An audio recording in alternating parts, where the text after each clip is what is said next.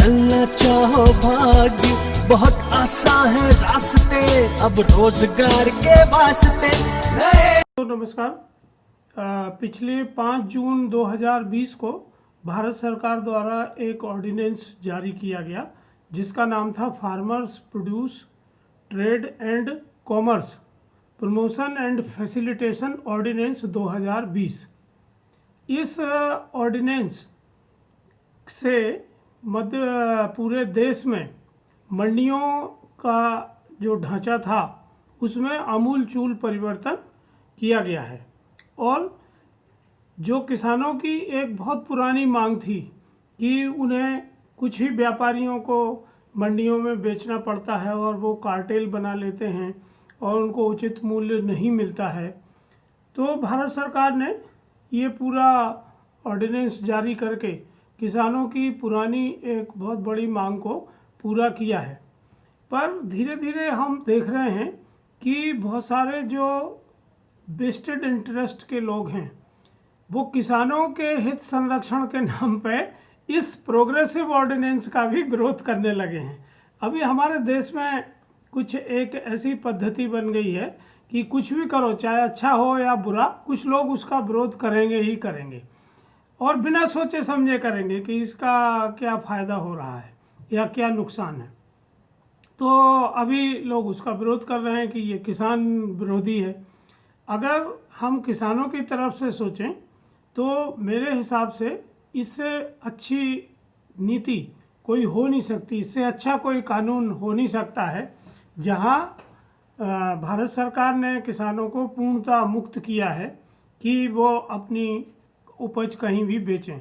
हमेशा से ये मांग रहती है कि कपड़े वाला अपनी कीमत तय करता है, तेल साबुन वाला अपनी कीमत तय करता है, बिस्किट चाय बेचने वाले अपनी कीमत तय करते हैं, तो किसान अपनी कीमत तय क्यों नहीं कर सकता है। तो ये एक तरीके का बहुत अच्छा अवसर भारत सरकार ने दिया है कि अब किसान मार्केट में जाए और अपनी कीमत तय करे। तो इसका मुझे लगता है कि बहुत स्वागत होना चाहिए था, पर कुछ लोग इसका एक डर पैदा कर रहे हैं। देखिए, डर क्या होता है, एक चीज़ होती है फियर फॉर चेंज। जब भी कोई बदलाव होता है तो उसका एक साइकोलॉजिकल डर मन में आता है और जो लोग आज सुविधाजनक स्थिति में हैं वो उस डर को प्रदर्शित करते हैं कि नई परिस्थिति में बदले हुई कानून की स्थिति में उनकी स्थिति क्या होगी। दूसरा होता है फियर फॉर फ्रीडम, स्वतंत्रता का डर। देखिए, जब आपको किसी चीज़ की स्वतंत्रता होती है तो जो भी निर्णय आप लेते हैं उसकी जवाबदेही आपके ऊपर होती है, फिर आप किसी और के ऊपर जवाबदेही नहीं डाल सकते हैं। अभी हम खेती में हमारी उपज की अच्छी कीमत नहीं मिल रही तो हम हमेशा सरकार को कोसते हैं कि सरकार की वजह से नहीं हो रहा है, सरकार की नीतियों की वजह से नहीं हो रहा है। पर अब सरकार आपको स्वतंत्रता दे रही है तो आपको इस स्वतंत्रता का डर है। तो ये डर क्यों आ रहा है, इसको अगर आप देखें तो थोड़ा सा हम हिस्ट्री को समझें। देखिए, जो ज़मीन का कानूनी अधिकार है, लैंड रिकॉर्ड जो है, उसमें ये साफ तौर से लिखा हुआ है कि जो ज़मीनें हैं वो पूरी सरकार की ज़मीनें होंगी। तो जैसे भारत का नक्शा है और भारत की जो सीमाएं हैं, उन पूरी ज़मीनों पे भारत सरकार का स्वामित्व है। भारत सरकार ने वो अधिकार संविधान के तहत राज्य सरकारों को दिया है कि वो ज़मीनों के कानून बनाए। तो राज्य सरकारों ने अपने भू अभिलेख अधिनियम बनाए हुए हैं। हर राज्य में लैंड रिकॉर्ड के संबंध में एक्ट बने हुए हैं। उस एक्ट में एक प्रोविज़न है कि जो ज़मीन है वो राज्य की है और राज्य ज़मीन का उपयोग करने के लिए आपको अधिकार देता है। तो ज़मीन का केवल जो सरफेस है, जो सतह है, उसका अधिकार आपको मिलता है। तो वो भू स्वामित्व के तौर पर मिलता है या पट्टे के तौर पर मिलता है। ज़मीन के नीचे जो रिसोर्सेज हैं उस पर आपका कोई अधिकार नहीं होता है, उस पर राज्य सरकारों का ही अधिकार होता है। इसीलिए जो माइनर और मेजर मिनरल्स निकलते हैं, खनिज निकलते हैं, उस पर आपका अधिकार नहीं होता है। राज्य ही उसको फिर ऑक्शन करेगा, बेचेगा, खोदेगा, व्यवसाय करेगा। तो ये बहुत पुरानी धारणा है। जब से सरकारें बनी या कोई भी तंत्र विकसित हुआ गवर्नेंस का, तो जितनी टेरिटरी है, जो उनकी सीमाएं हैं, उसमें उनका अधिकार था। तो चाहे वो राजाशाही व्यवस्था हो या अंग्रेज़ों के समय की व्यवस्था हो या स्वतंत्रता के पश्चात की व्यवस्था हो, इसमें कोई ज़्यादा परिवर्तन नहीं आया। अगर हम अपना पुराना थोड़ा साहित्य देखें तो चाणक्य का जो अर्थशास्त्र है उसमें राजा को जनता से कर वसूल करने की अधिकार दिए गए हैं। उसकी बात की गई है कि राजा को कैसे कर वसूलना चाहिए। तो कर वसूलने के जो सिद्धांत हैं वो पहली बार चाणक्य ने अपनी किताब अर्थशास्त्र में वर्णित किए हैं। और ये कर क्या था? जो राजा जमीन का उपयोग करने के लिए अपनी प्रजा को अधिकार दे रहा है, उस जमीन के बदले में, उपयोग के बदले में जो कर लिया जाता था उसको हम कहते लगान। लगान वसूलने का अधिकार हमेशा सरकारों के पास रहा है। फिर उसके बाद अगर हम देखें तो अकबर के शासन में राजा टोडरमल ने लैंड रिफॉर्म के ऊपर बहुत बड़ा काम किया कि ज़मीनों की नाप तोल कैसे होगी, बीघा या एकड़ कैसे नापा जाएगा। तो बांस के बड़े बड़े पैरामीटर्स बनाए गए और उनसे ज़मीनें नापी जाने लगीं, जो बाद में अभी जंजीरों से नापी जाती थी और अब वो डिजिटली नापी जा रही हैं। और उसकी इकाई जो अभी मान्यता प्राप्त है वो है हेक्टर। पहले एकड़ या बीघा चलता था, पर अब सरकार ने उसको हेक्टर में कन्वर्टेड किया है। तो राजा टोडरमल के समय भी ये अधिकार था कि लगान किस तरह से वसूला जाएगा। और फिर जब राज्य बड़े होने लगे तो उनने जागीरदार जमींदार लोगों को ये अधिकार दिया कि वो ज़मीनों की व्यवस्था संभालेंगे और उन ज़मीनों से लगान वसूलेंगे। तो लगान कितना होना चाहिए, ये हिंदुस्तान में हमेशा से ये विवाद का विषय रहा है। क्योंकि जब भी राज्य को कोई घाटा होता था या कोई युद्ध होता था या राजा को अपनी खर्चे पूरे करना होते थे तो वो अपनी प्रजा पे लगान बढ़ा दिया करते थे। इसका सबसे पहले अर्थशास्त्र में जो सिद्धांत रिकार्डो द्वारा विकसित किया गया। और रिकार्डो जो थे वो इंग्लैंड में रहते थे और किसान थे, और वो प्रतिदिन अपने घर से अपने खेत पे घोड़ा गाड़ी में जाते थे। तो जब वो घोड़ा गाड़ी में जाते थे तो उन्होंने देखा कि अलग अलग खेतों में अलग अलग तरह की फसलें हो रही हैं।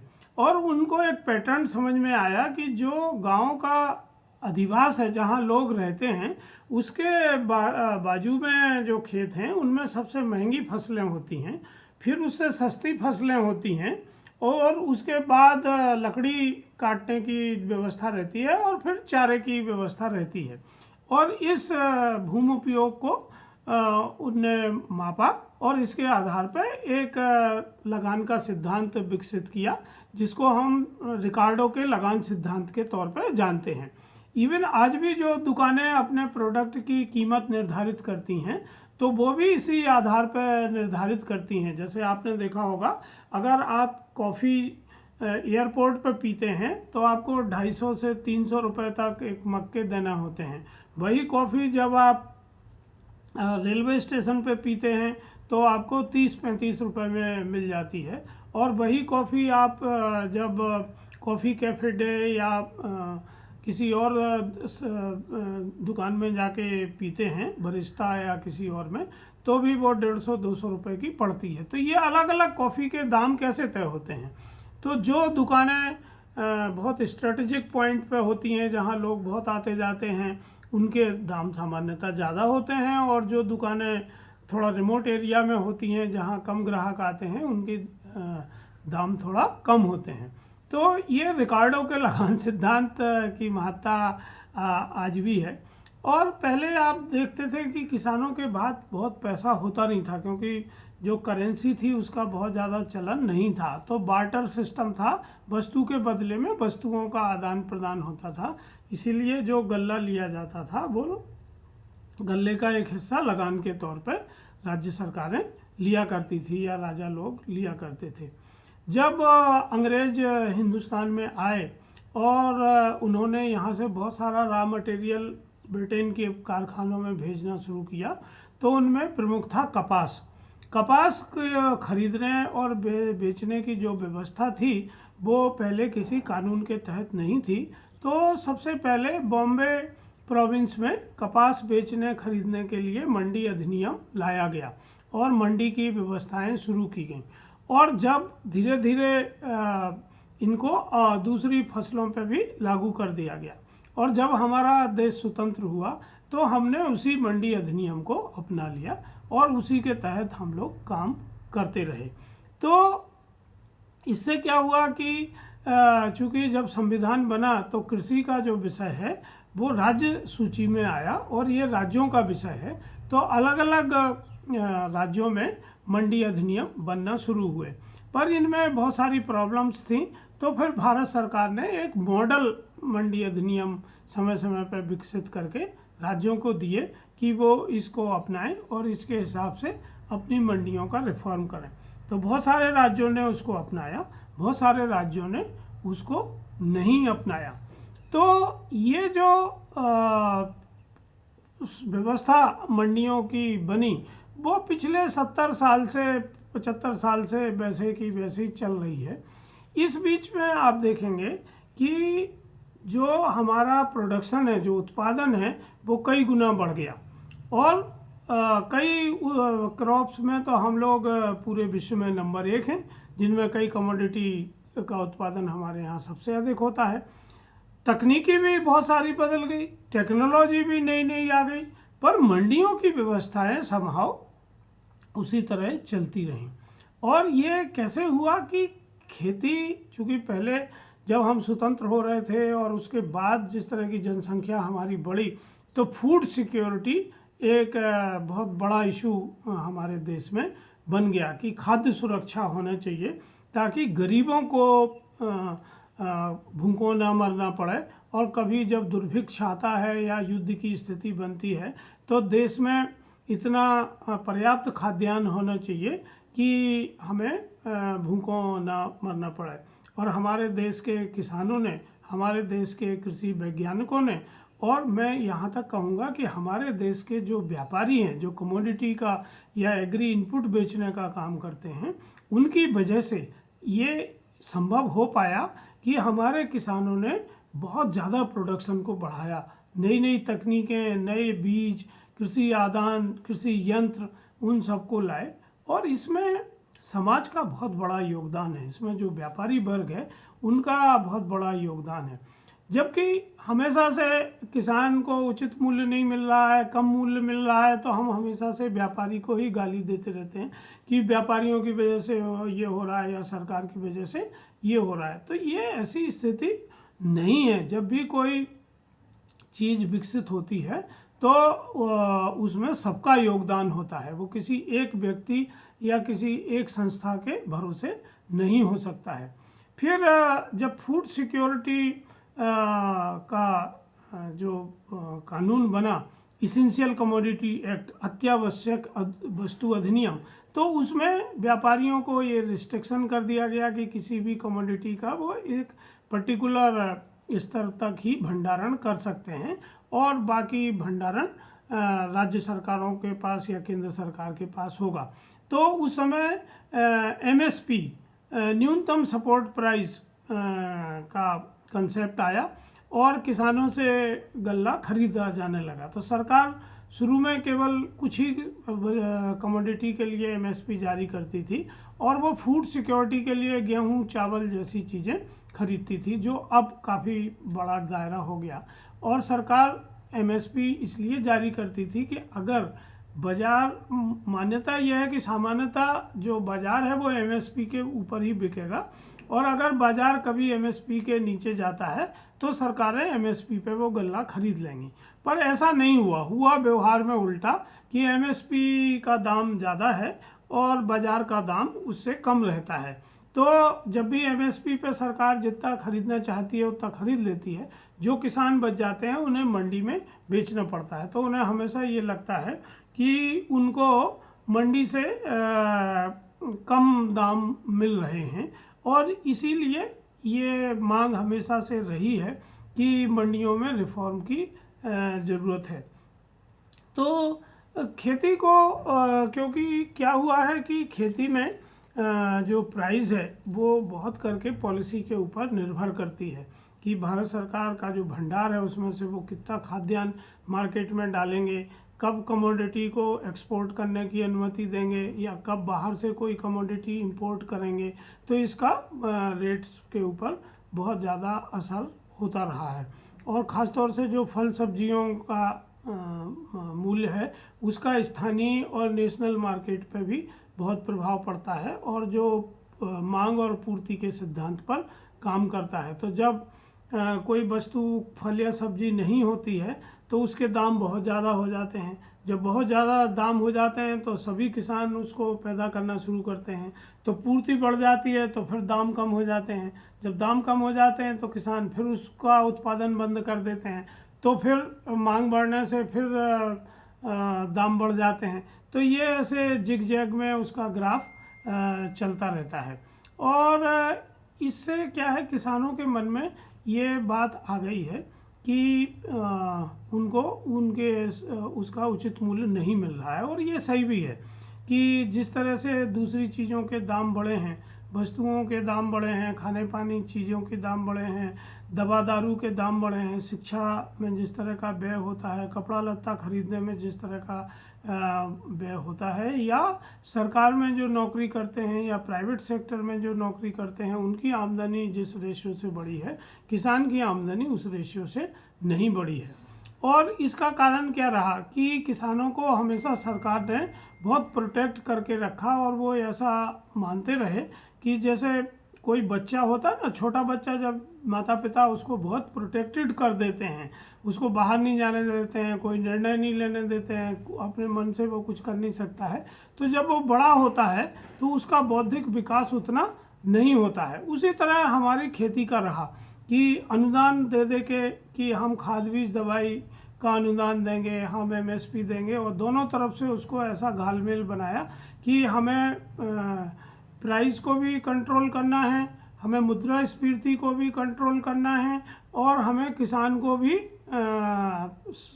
संरक्षित रखना है। और ये इससे क्या हुआ कि ये इतने सारे कानून भारत सरकार को और राज्य सरकारों को बनाना पड़े कि उसमें किसान पूरी तरह जकड़ गया, उन जंजीरों में वो जकड़ गया। और क्या हुआ है कि ये जंजीरें 70-75 साल से जकड़े जकड़े इतनी आदत हो गई है कि अब वो बुरी नहीं लगती हैं, अब वो हमें अच्छी लगती हैं। अब जब भारत सरकार वो जंजीरों को ख़त्म कर रही है, उनको तोड़ रही है, अत्यावश्यक वस्तु अधिनियम में परिवर्तन ला रही है, मंडी के सिस्टम को, लाइसेंस राज्य को पूरा मुक्त कर रही है, तो अब हम विरोध कर रहे हैं क्योंकि ये फियर फॉर फ्रीडम है, स्वतंत्रता का डर है कि ये जंजीरें हमारी टूट जाएंगी तो हमारा क्या होगा। और लोग कहते हैं किसान के साथ बेईमानी हो जाएगी, उसको उचित मूल्य नहीं मिलेगा, उसको लोग उसका उत्पादन खरीद लेंगे और पेमेंट नहीं करेंगे। तो देखिए, मंडी में सामान्यतः जो गारंटी होती है वो 3 तरह की गारंटी होती है। नंबर 1 की ओपन प्राइस ऑक्शन होगा ताकि किसानों को उनकी उपज का उचित मूल्य मिले। दूसरे, उसकी सही तुलाई होगी और डिलीवरी के समय पेमेंट होगा। ये 3 तरह की व्यवस्थाओं के लिए मंडियां बनाई गई, और इसीलिए जो मंडी अधिनियम है उसमें सबसे ज़्यादा किसान प्रतिनिधि होते हैं और बहुत कम मात्रा में व्यापारी प्रतिनिधि होते हैं, और वो मंडियों का संचालन करते हैं। जितने भी मध्य प्रदेश या हिंदुस्तान में जो कानून बनाए गए हैं वो प्रजातांत्रिक व्यवस्था को लागू करने के लिए बनाए गए हैं और उसमें किसानों के हित के संरक्षण के लिए वो व्यवस्था की है।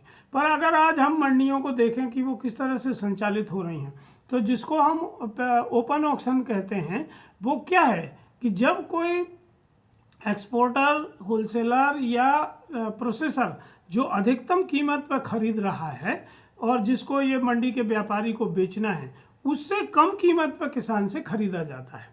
और इसमें कई बार कम अंतर होता है, कई बार बहुत ज़्यादा अंतर होता है इस प्राइस में। तो जो ओपन ऑक्शन की व्यवस्था हम कह रहे हैं उससे किसान को उचित मूल्य नहीं मिल रहा है, क्योंकि जितने भी मीडिएटरीज होंगे जो बीच में काम कर रहे होंगे वो अपने लाभ के लिए काम करते हैं और निश्चित ही उनका लाभ घटा के ही किसान को उनका मूल्य मिलता है।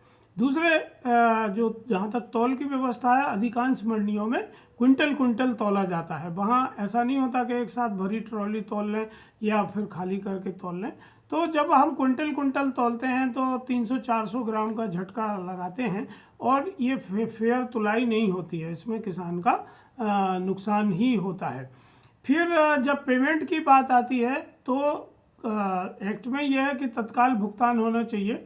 हमेशा ये बात आती है कि जब व्यापारी खरीद लेते हैं और तत्काल की बात आती है तो वो कहते हैं अगर अभी तत्काल भुगतान चाहिए तो 1% या 2% सीडी कटेगा, कैश डिस्काउंट कटेगा, और वो काट के ही भुगतान करते हैं।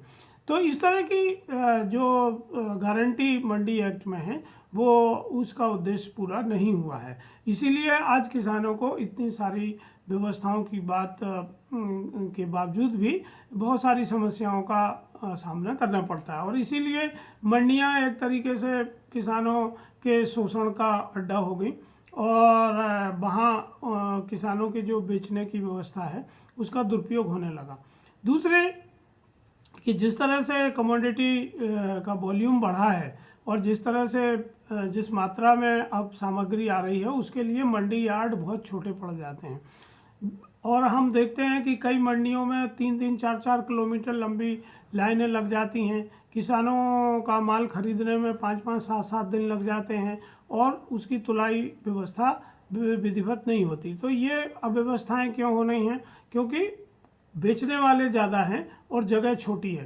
तो निश्चित ही हमें जो आधुनिक तकनीकी है उसका उपयोग करने की ज़रूरत है, और इसी तरह भारत सरकार ने मूल्यों को स्थिर करने के लिए भी कई तरह के प्रयास किए हैं, और ई नेम करके एक इलेक्ट्रॉनिक मार्केटिंग सिस्टम बनाया है जिसमें एक देश एक मंडी की कल्पना है, और उसी के अगले चरण में यह अध्यादेश लाया गया है जहां किसी तरह के लाइसेंस की या किसी तरह के उसकी ज़रूरत नहीं है। देखिए, जब ये मार्केट खुल जाएगा तो मंडी में कुछ ही व्यापारी हैं, उनके बीच में हम मान सकते हैं कि प्रतिस्पर्धा होती है।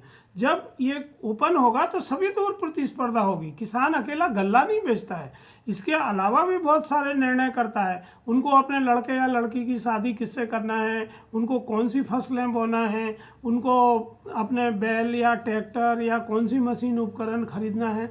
तो फसल बेचना एक काम है, इसके अलावा भी बहुत सारे निर्णय किसान लेता है और मार्केट में ओपनली वो काम करता है।